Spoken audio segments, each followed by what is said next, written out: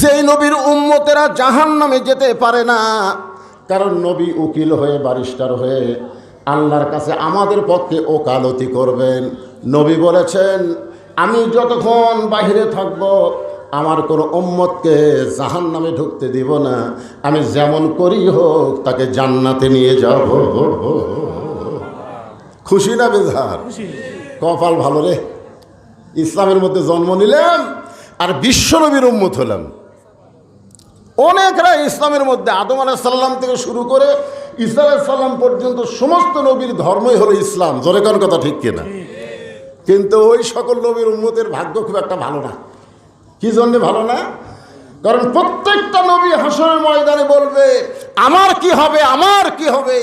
নবীরা নিজেদেরকে নিয়ে ব্যস্ত থাকবে, আর আমাদের নবী আমার কি হবে এই কথা বলবে না, আমার উম্মতের কি হবে। খুশি না বেজার?